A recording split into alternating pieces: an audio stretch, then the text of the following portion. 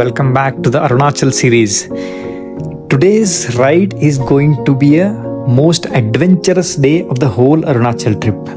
And 90% ಜನ ಈ ಪ್ಲೇಸ್ಗೆ ಹೋಗೋದೇ ಇಲ್ಲ because of the risk involved in it. And high altitude lakes ಇದೆ, ಆಫ್ ರೋಡ್ ಟ್ರೇಲ್ಸ್ ಇದೆ, 4 ವೀಲರ್ಸ್ಗೆ it is hardly possible. And ನಿಮಗೆ ಹೋಗ್ತಾ ನಿಮಗೆ ಗೂಗಲ್ ಮ್ಯಾಪ್ಸ್ ವರ್ಕ್ ಆಗಲ್ಲ, GPS ಲೊಕೇಶನ್ ಇಲ್ಲ, ಟ್ರೈಬಲ್ಸ್ ಜೊತೆ ಕೇಳ್ಕೊಂಡೇ ಹೋಗಬೇಕು. You might stand in between with nowhere ಅಲ್ಲ, ಸೊ 2 ಡೈರೆಕ್ಷನ್ ಬಂದಾಗ you won't get to know where to go. So ಆ ಥರ ಇರೋ ರೋಡ್ ಇದು.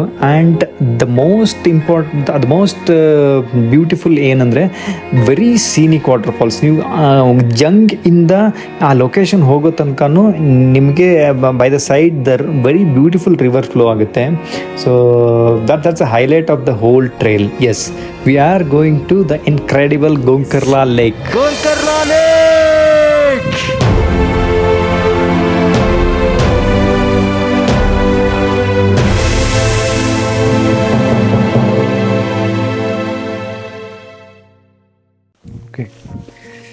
Okay friends, so day 3 or day 4 day 4ಗೆ ಇವತ್ತು it is going to be very off beat place. ಸುಮಾರು ಜನ 90% ಜನ ಯಾರು ಅರುಣಾಚಲ್ ಸರ್ಕಿಟ್ಗೆ ಬರ್ತಾರೆ ಆ ಕಡೆ ಹೋಗಲ್ಲ, because it's an less explored. So ಯಾರು ಹೋಗಿಲ್ಲ ಈ ಪ್ಲೇಸ್ಗೆ. ವಿ ಆರ್ ಎಕ್ಸ್ಪ್ಲೋರಿಂಗ್ ಮಾಗೋ ಚೂರು ಆ್ಯಂಡ್ ಎಸ್ಪೆಷಲಿ ಗೋಂಕರ್ಲಾ ಲೇಕ್ ಅಂತ ಒಂದು ಇದೆ. And before 8 AM there is a crossing, ಏನೋ ವರ್ಕ್ ನಡೀತಿದೆ.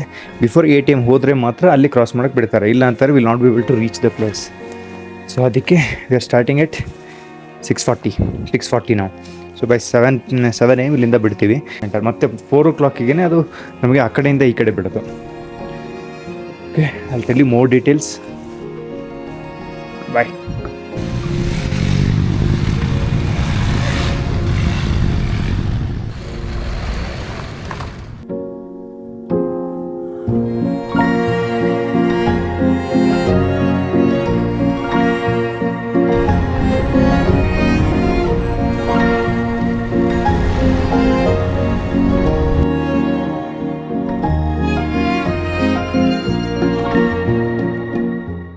ಸೊ ರೂಟು ಕ್ಲೋಸ್ ಇರೋದು ಇಲ್ಲೇನೆ. ಸೊ ಇಲ್ಲಿ ನೋಡಿದ್ರೆ ನೀವು ಕನ್ಸ್ಟ್ರಕ್ಷನ್ ವರ್ಕ್ ಸ್ಟಾರ್ಟ್ ಇದೆ. ಇದು 8 ಗಂಟೆಗೆ ಕ್ಲೋಸ್ ಮಾಡಿಬಿಡ್ತಾರೆ. ಈಗ ಲೊಕೇಶನ್ನು ನೀವು ಪಾಸ್ ಆಗಲೇಬೇಕು 8 ಗಂಟೆಗಿಂತ ಮೊದಲು. ಆ್ಯಂಡ್ ಇಲ್ಲಿ ಈ ಲೊಕೇಶನ್ನಲ್ಲಿನೇ ನಿಮಗೆ ಕ್ಲೋಸ್ ಆಗಿರುತ್ತೆ ರೂಟು. ಸೊ ಇಲ್ಲಿ ತನಕ ನೀವು 8 ಗಂಟೆ ಒಳಗಡೆ ಬರಲಿಲ್ಲ ಅಂತಂದರೆ ನಿಮಗೆ ಬಿಡೋದೇ ಇಲ್ಲ, ಹೋಗೇ ಆಗಲ್ಲ ಪ್ಲೇಸಿಗೆ, ಗೋಂಕರ್ಲಾ ಲೇಕಿಗೆ. ಓಕೆ, ಆ್ಯಂಡ್ ಜಂಗಿಂದ it will take around like half an hour to reach here. Off road ಇದೆ and you don't have any like ತುಂಬ ಟಾರ್ ರೋಡ್ ಎಲ್ಲ ಆಫ್ ರೋಡ್ ಇದೆ ಇಲ್ಲಿ ತನಕ. ಮತ್ತು ತಿಂಡಿನೇ ಸಿಗುತ್ತೆ, but is only one shop. ನೀವು ತಗೊಂಡು ಹೋಗ್ಬೋದು. ನಮ್ಮ ಬೈಕರ್ಸ್ ಎಲ್ಲ ಕಾಸ್ಕೊಂತವ್ರೆಲ್ಲ ಇಲ್ಲಿ ಒಂದು ಡಿವಿಯೇಷನ್ ಬರುತ್ತೆ. ಸೊ ನಾವೊಂದು 14 ಕಿಲೋಮೀಟರ್ಸ್ 15 ಕಿಲೋಮೀಟರ್ಸ್ ಆಡ್ ಬಂದಮೇಲೆ half an hour ಆದಮೇಲೆ ಆ ರೋಡ್ ಕ್ಲೋಸರ್ ಏನಿದೆ ಅದಾದಮೇಲೆ ಇದರ ಒಂದು ಬ್ರಿಡ್ಜ್ ಕಾಣುತ್ತೆ ನಮಗೆ. ಆ ಬ್ರಿಡ್ಜ್ ಕಡೆ ಹೋಗ್ಬಾರ್ದು. ಸೊ ಈ ಕಡೆ ನಿಮಗೆ ಒಂದು ಆಗುವಂಥ ರೂಟ್ ತೋರಿಸಿದ್ದಾರೆ, ಟಾರ್ ರೋಡ್ ಇದೆ, ರೈಟ್ ಸೈಡಿಂದ ಮೇಲ್ಗಡೆ ಆಗ್ತದೆ.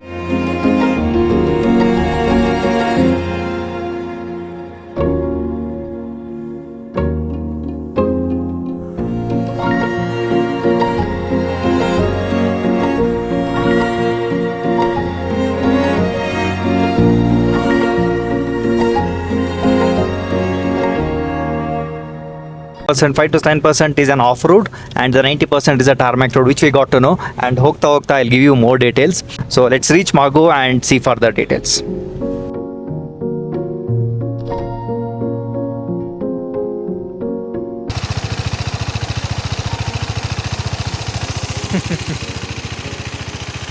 ಇನ್ನು ನಾವು ಮಾಗೋನು ರೀಚ್ ಆಗಿಲ್ಲ. ಇಟ್ಸ್ ಆಲ್ರೆಡಿ ಒಂದು -1 ಇದೆ ಆಲ್ರೆಡಿ. ನಾವು ಮಾಗೋನು ರೀಚ್ ಆಗಿಲ್ಲ. ಸೊ ಇವ್ರದೆಲ್ಲ ಬೈಕ್ ಓಡಿಸೋರು ಹ್ಯಾಂಡೆಲ್ಲ ಫ್ರೀಸ್ ಆಗಿಬಿಟ್ಟಿದೆ. ಬೈಕ್ ನಿಲ್ಲಿಸ್ಬಿಟ್ಟು ಇಂಜಿನ್ಗೆ ಇಟ್ಟು they are warming up there hands. On the way ನೋಡಿ ಒಂದು ವಾಟರ್ ಫಾಲು ಪೂರ್ತಿ ಫ್ರೀಸ್ ಆಗಿರೋದು ನೋಡಿ. ಎಲ್ಲ ನೀರು ಬೀಳೋದಿದು ಟೆಂಪ್ರೇಚರ್ಗೆ ಪೂರ್ತಿ ಫ್ರೀಸ್ ಆಗಿರೋದು.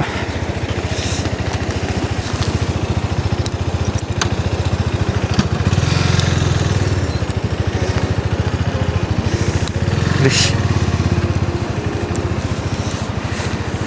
ಟೆಂಪ್ರೇಚರ್ಗೆ ಪೂರ್ತಿ ಫ್ರೀಸ್ ಆಗೋಗ್ಬಿಟ್ಟಿದೆ.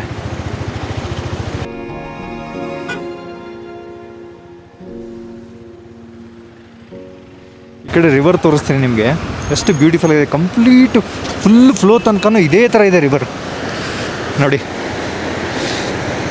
ಒಂದು ಕಡೆ ರೋಡ್ ಪಕ್ಕ ಪೂರ್ತಿ ರಿವರ್ ಹರಿಯುತ್ತೆ.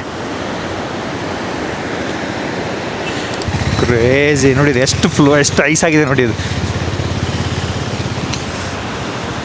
ಈ ಟರ್ನಲ್ಲಿ ಫುಲ್ ಬ್ಲ್ಯಾಕ್ ಐಸ್ ಇತ್ತು, but none of the bikes had any problem. We were able to get our Isuzu as well easily. So ಹೇಗಿದೆ ನೋಡಿ ರೋಡ್ ಇದು, ಅಲ್ಲಿರೋದು river and the road see, ಅಲ್ಲಿಂದ ಬಂದು this way this are the road is complete road ಇದೇ ಥರ ಇದೆ. And it's a full of mountains and the river and your tarmac roads and the black ice on the road. Be careful about it. Okay, Mago village ಸಿಕ್ಕ ತಕ್ಷಣ ಇಲ್ಲಿ ಬೇಕಾದ್ರೆ ನೀವು breakfast ಮಾಡ್ಬೋದು. ನೀವು ಮುಂದೆ ಸಿಗುತ್ತೋ ಇಲ್ಲ ಗೊತ್ತಿಲ್ಲ, ಬಟ್ ಇಲ್ಲಿ ಚಿಕ್ಕ ಶಾಪ್ಸ್ ಇದ್ದಾವೆ. ಮ್ಯಾಗಿ ಅಷ್ಟೇ ಸಿಗುತ್ತೆ, ಮತ್ತೇನೂ ಸಿಗಲ್ಲ. ಸೊ ಈ ಥರ ಶಾಪ್ಸ್ ಇರುತ್ತೆ ಇಲ್ಲಿ. ಮ್ಯಾಗಿ ಬಿಟ್ಟರೆ ನಿಮಗೆ ಎಂಥದ್ದು ಸಿಗಲ್ಲ.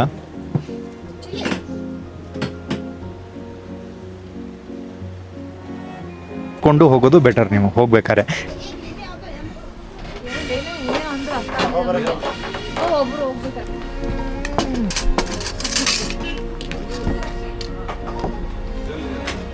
ಆಯ್ತು ನೋಡಿ, ಛೇ ಹಾಂ ತೊಳಿ ಎಲ್ಲೆಲ್ಲೋ.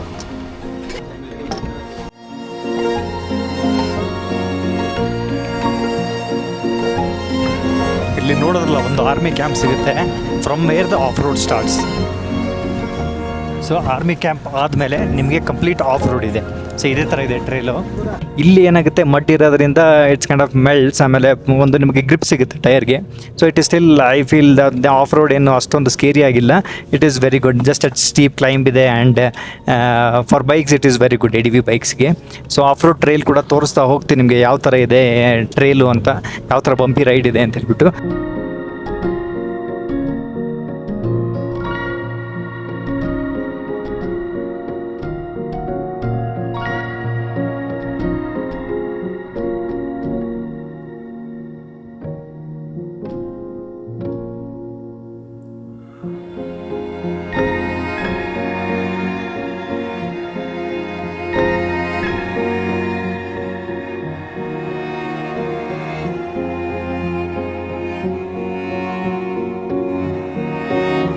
You see the struggle of 4x4s and the Himalayans.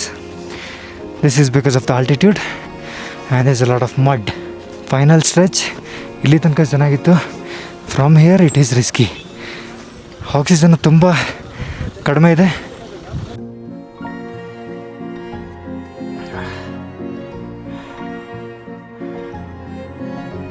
ಅಲ್ಲಿಂದ ಸ್ವಲ್ಪ ನೋಡ್ಕೊಂಡು ಬರೋದಕ್ಕೆ I felt oxygen very low. ಯಾಕಂದರೆ ವಾಕ್ ಮಾಡೋದು ಕಷ್ಟ, ಗಾಡಿ ಮೇಲೆ ಬಂದುಬಿಡ್ಬೋದು. ನಮಗೆ ಎಷ್ಟು ಬೇಕೋ ಅಷ್ಟು ಇರಲ್ಲ ಇಲ್ಲಿ. ಸೊಲ್ಯೂಷನ್ ಏನಂದರೆ ಹೈಡ್ರೇಷನ್ ವೆರಿ ಇಂಪಾರ್ಟೆಂಟ್. ನೀವು ಚೆನ್ನಾಗಿ ನೀರು ಕುಡಿಲಿಲ್ಲ ಅಂತಂದರೆ ಇವಾಗ ಬರೀ ಸುಸ್ತಾಗೋ ಥರ ಆಗುತ್ತೆ. ನಡ್ಕೊಂಬಂದರೆ ಬ್ರೀದಿಂಗ್ ಒಂದು ಸ್ವಲ್ಪ ಬೇಕು ಅನಿಸುತ್ತೆ. ಬಟ್ ನೀವು ನೀರು ಕುಡಿಲಿಲ್ಲ ಅಂತಂದರೆ ತಲೆನೋವು ಬರುತ್ತೆ, ಆಲ್ಟಿಟ್ಯೂಡ್ ಸಿಕ್ನೆಸ್, ತಲೆ ಚಕ್ರ ಬರೋದು, ತುಂಬ ಹಿಂಸೆ ಆಗುತ್ತೆ ಇವಾಗ. ಸೊ ಇವೆಲ್ಲ ಎಕ್ಸ್ಪೆಕ್ಟ್ ಮಾಡಲೇಬೇಕು. ಸೊ ನೋಡಿ, ಒಂದು ಬೈಕರ್ ಸ್ವಲ್ಪ ಸ್ಲಿಪ್ಪಾಗಿ ಬಿದ್ದೋದ. ಒಂದು ಬೈಕು ಸ್ಟಕ್ ಆಗಿದೆ, ಸ್ಟಾರ್ಟ್ ಆಗ್ತಿಲ್ಲ. ಮೆಕ್ಯಾನಿಕ್ ನೋಡೋಕೆ ಹೋಗಿದ್ದಾರೆ. क्या हो गया बाइक को मोती बताओ थोड़ा. प्लग में पूरा डस्ट आ गया है, इसलिए प्लग चेंज किया, फिर चेक करते हैं. And disadvantage to get a mechanic and the backup vehicle along with you when you are coming in a bike. ಬೈಕಿಗೆ ಆಕ್ಸಿಜನ್ ಸಿಗ್ತಾ ಇಲ್ಲ ಅಂತೆ, ಸೊ ಅದಕ್ಕೆ ಫೈರ್ ಆಗ್ತಾ ಇಲ್ಲ engine. Sujit bhai is enjoying dance step.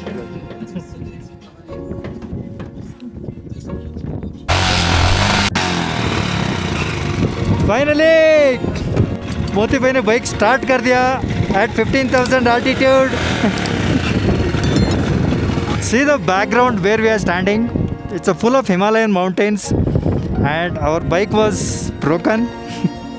So whenever you are riding through the Himalayas or the higher altitude, don't think of that extra money of getting a mechanic or the backup vehicle. This is the advantage you'll be getting. If your bike has broken down on the high altitude, you're gone. Your trip is gone, and your complete complete trip is kind of and screwed up. Push ಮಾಡಿ ಚಲೋ. So we were able to fix the bike with the help of Sujit and team Moti bhai. Oxygen मोती भाई को भी नहीं मिल रहा था, गाड़ी को भी नहीं मिल रहा था, फिर भी मोती को हम लोग ऑक्सीजन गिफ्ट करेंगे। एक बार हम लोग गुवाहाटी पहुंचेंगे 2 झोली की oxygen.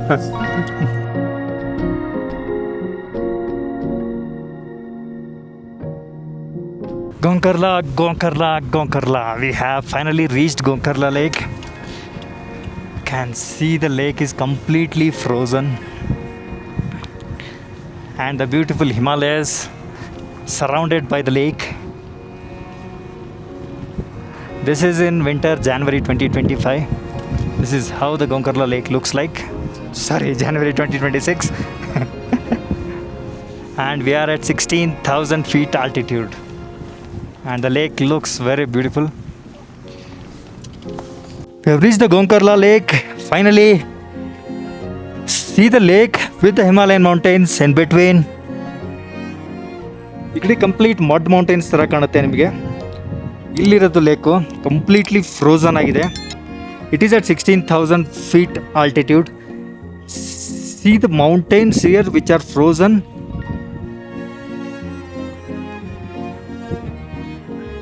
And there you see the Himalayan ranges, mountains here.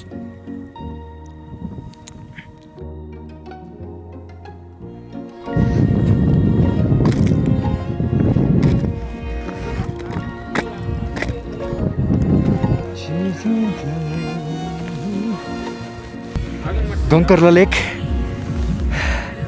completely freeze ಆಗಿದೆ. This is the ice mountain. This is the lake here.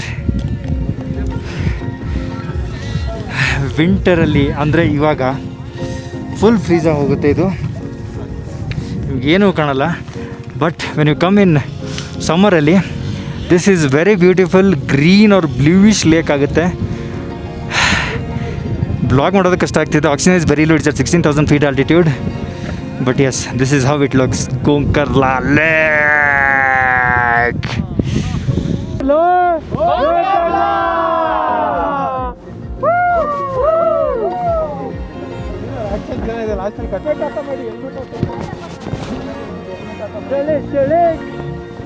ಬನ್ನಿ ಈ ಕಡೆ ಬನ್ನಿ, ಎಲ್ಲ ಲೇಕ್ ಕಾಣಿಸ್ಬೇಕು. ಏನು ಇನ್ನೂ ಡ್ಯಾನ್ಸ್ ಮಾಡ್ರಿ, ಆಮೇಲೆ ಸಾಂಗ್ ಹಾಕೋಣ.